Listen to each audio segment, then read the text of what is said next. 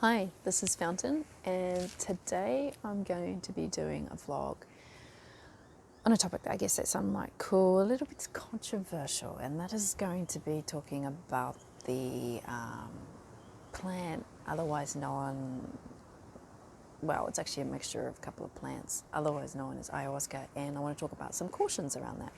Now, it's been seen by some cultures in South America as a medicine, and they've been using it for a very, very long time. However, now obviously it's become quite popular with particular like travellers and tourists.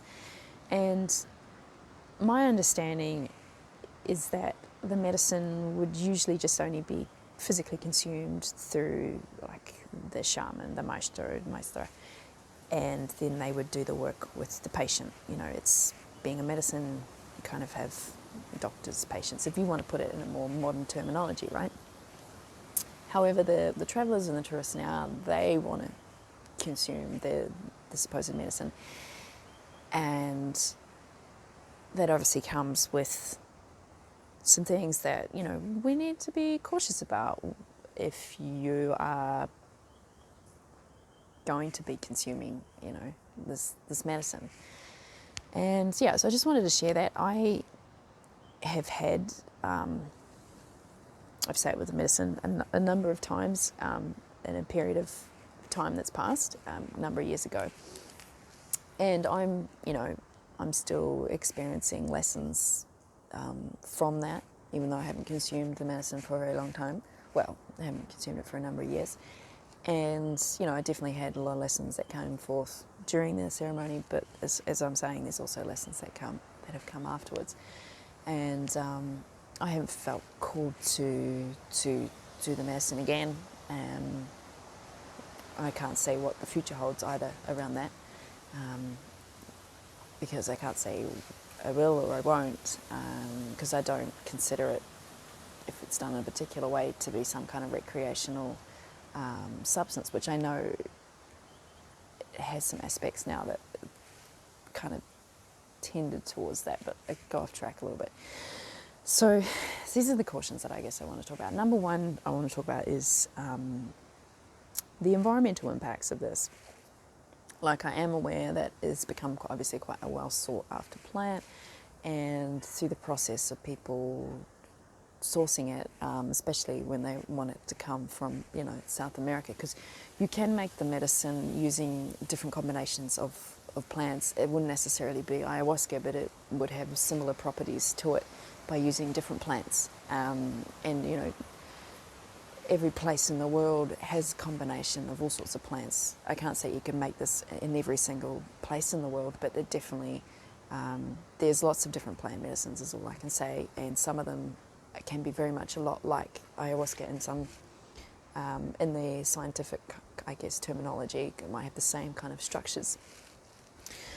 But then obviously there's others that are not. So yeah, and through that process of obviously obtaining that, you're going to be, I guess, taking resources, especially if they can't grow it fast enough to keep up with the demand. And of course a lot of it is grown just in the wild. It just naturally grows in like the rainforest, especially you know, the Amazon rainforest and places very close to there. So yeah, that's just something to think about. Obviously another caution I want to make you aware of is the cultural impacts of it. And, you know, I guess we could talk about things like misappropriation, but also the fact that it's becoming,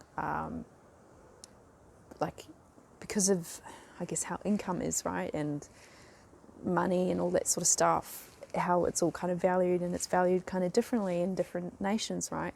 So it can get to the point in these places, especially these countries where the practice of using this medicine comes from, it can become really expensive for the people that live there to use the medicine, you know, so things like that. And obviously with the environmental impacts of not being able to maybe obtain it as easily as they may have in the past for their own practices and uses, yeah, it is going to cause a bit of cultural issues there with the medicine. Now the next one I'm going to talk about is obviously there's particular physical conditions which you, if you have, that you should never, well, they say that you shouldn't take the medicine. I won't go into what those are, that you need to do your own research on that. But I would say also, very, very importantly, is psychological conditions. And that can be really hard to diagnose, because sometimes with these kind of medicines, you can be unaware that there's psychological potential of an imbalance to happen until the medicine is taken, because it's kind of like you're in a dark room and you don't know where the light switch is, and you're just like looking around but you don't really find it. But then all of a sudden you take the medicine and it's like they've just handed you the torch, you turn on the light, and then all of a sudden it opens up a whole lot of stuff that the person wasn't aware that they needed to have dealt with in a psychological sense. So I know we always go on about, you know, drugs and how that affects like the body and but with a lot of these medicines, they don't tend to have as much of a physiological effect, you know, that can be that compared to other kind of substances. I won't go into what those are. They tend to have more of a psychological effect. And yeah, I am aware, like in cultures, you know, I'm living in Australia now, like as I record this, and you know how the culture here deals with things like that is, there's a lot of work to be done. Let's just say that. Moving on. The other caution is that sometimes other plants are mixed in with the brew, whether that be intentionally because they want to bring through, as they might call, different plant spirits, or sometimes it's just because they then think the tourist or the traveller will get more of a kick or whatever out of the experience, and you know, be even more amazing, and then the shaman will make, I don't know, more money or whatever. So that's a caution, because that also then goes into the potential psychological and physiological effects that can have on a person, because some of the plants that they might put in there can, I know sometimes like particular tobaccos and things like that could then cause like heart issues, that if it just wasn't in there, then it wouldn't have been such a risk to the person in the first place. So yeah, you want to be aware of what plants are they using in the mix. Sometimes they might not tell you, because there could be particular special properties that they want in their brew. That's really up to you as to whether you decide you want to continue on if they haven't fully disclosed what's in there. So yeah, that also brings me on to caution number 5. I just want to also mention this is not an exhausted list, like there could be more cautions, and I just think with any kind of medicine we should always be you know, not just talking about how amazing it does this and this and this, but also being aware of all perspectives of medicine. And yeah, so I'm not here to put down the medicine or put down people that have had it or people that want to take it. I'm just making sure that this information is being communicated out there. Okay, sorry, back to number 5. There's always a risk that the people that are facilitating the medicine lack experience, especially when they're done, medicine's been done in a country, nation, if you want to call it that where the medicine doesn't really originate from. But that can still happen in the place of origin, because there can also be the risk that the facilitators are, now I use the term facilitators broadly, because you know, you can be just someone that just sits there and hasn't done a lot of work with the medicine, but you're just helping someone maybe go to the bathroom. Or you could be, you know, the shaman who's been working with the medicine for 50 years. So yeah, I am using the term very broadly, and I don't think it's necessarily a bad thing to have facilitators there who might not be very experienced with the medicine, but are there for the purposes of helping, you know, people go to the bathroom or clean out the buckets, as long as there is still sufficient enough other facilitators that are well experienced in using the medicine. Like, I've encouraged probably more facilitators to help with those kind of things with the, you know, physical needs a person might have. You know, but obviously not, you just don't want all the responsibility to be on that one person that's had very little experience with the medicine. And I can't say what little or not little is, because it's not black or white when it comes to those things. Intention is very important. So yeah, that also comes back to the caution of what is the intention of the facilitators to facilitate the medicine. Like, that can have a really big impact on the person's experience, and obviously the aftercare and the psychological well-being afterwards as well, because sometimes when you get into this world of working with spirit, or, you know, medicine in that kind of way, it can, not everybody is in it for love and light, or to help people with the healing process in a graceful and kind way.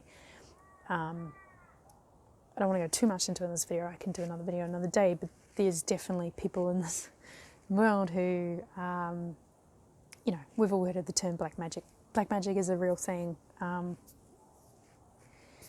That's just one term to use to describe what I'm trying to explain here, but yeah, and that doesn't mean that doing ayahuasca doesn't have black magic. There is still plenty of that stuff going on, especially when you've got tourists and money and all of that sort of stuff. It kind of blurs people's intentions. Anyway, moving on. Oh, and I just want to reiterate, like, these cautions that I'm saying you, I'm not telling you this because I've had like terrible experiences with the medicine or with these things. I just want to make sure that I'm speaking about them. Okay, the last one is, I think, one that doesn't get talked about enough. You almost guaranteedly have to, guaranteed is not even a word, you have to be okay with change. You have to accept the fact that you are likely going to experience things in ceremony that will change your perspective. It could just be your perspective, even just slightly, on one thing, or it could be your whole perspective on everything that you are doing in your life, like right now. So you have to be willing to change. Otherwise, you've gone and done this medicine and not followed through with the things that the medicine's tried to show you, that you know, whether you've gone there for a particular healing purpose or whatever it is, the medicine showed you or tried to show you things about yourself that you need to know to help heal yourself. And if you don't make those changes, it's a little disrespectful, but yeah, if I can put it that way. But that's not really the point of me telling you this. It's more that, like, the caution is you have to be okay with the fact that you might change. And some of us like change, some of us not. Sometimes we do, sometimes we don't. So yeah, that's a caution. Probably not as serious as the other ones that I've just spoken about, but it could be serious. Like, you know, I don't know, some people out there are like very entrenched in particular lifestyles, and they hold a particular responsibility or integrity or even status in something, and that could crumble down around them, in the sense that it no longer feels potent to continue keeping up with that status, if I can put it that way. So anyway, I think I've covered everything. Yeah, I've covered everything. Like I said, this is not an exhaustive list. There's much more, I'm sure, that can be discussed. You're more than welcome to leave your comments and questions in the comments section down below, and you can also contact me through my various social media links in the description box down below, and I will see you in the next vlog.